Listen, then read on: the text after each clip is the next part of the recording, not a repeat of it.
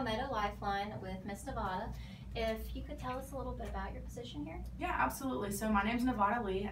My position here is the foster program coordinator, which basically means any animals we come in that are not directly available for adoption. Maybe they need surgery or they're too young, or they need socialization. We put them into foster care in people's homes for several weeks, and then they come back and they're ready for adoption. So as an influential community leader in pet care, Palmetto Lifeline has many goals. Could you tell us about some of those? Absolutely. So some of our main goals is, spay neuter was one of our biggest things that we push, is to, just spay neuter and try to, all the overpopulation in the Midlands is really what we focus on. So we're really tight knit with our community, with Lexington County, Richland County.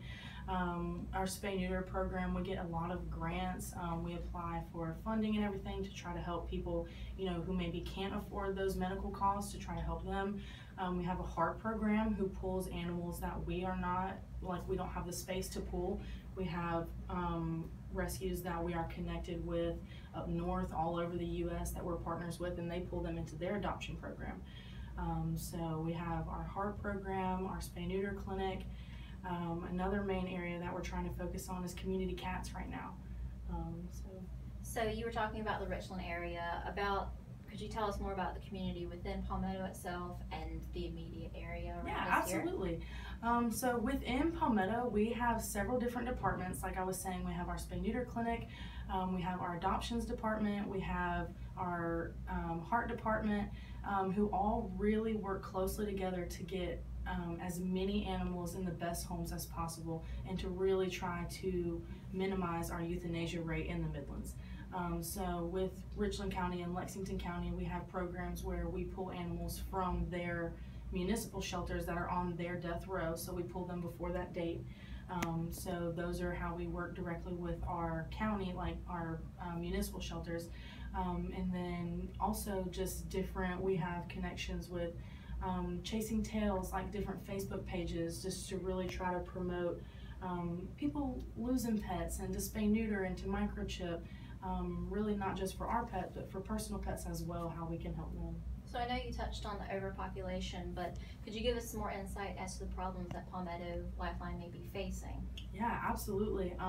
So our biggest thing is really having enough supplies to take care of all the animals we have, with having 150 animals on site minimum at any time, and minimum 150 animals in foster.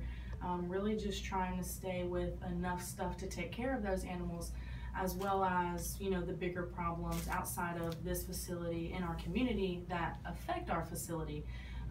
Like we were saying earlier, all the overpopulation, mainly with the community cats, is what we've been focusing on. And when our area is overpopulated, Palmetto becomes overpopulated. People turn in animals to us, the shelters become overpopulated, we pull animals from the shelter.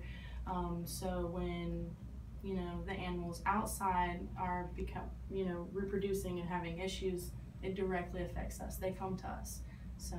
So what things has the agency been doing to kind of combat these problems, find a solution? Yeah, so one of our biggest things that we're really focusing on right now is our community cat program.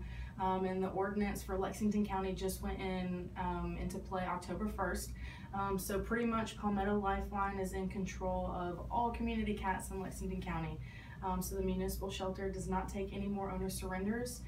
So we're pretty much trying to work directly with people to, trap, neuter, release is one of our biggest things that we're trying to push right now. Instead of, just saying, here's this cat I'm having a problem with, we're like, well, what can we do to help you, instead of just dumping it? So we have, full-time staff members that are working with our community cat program, and I mean, it has really blown up in the last month. It really has. We've noticed a huge difference alone in the municipal shelters with their euthanasia rates as well. Okay, well that sounds fantastic. Thank you so much for joining me. Absolutely, thanks.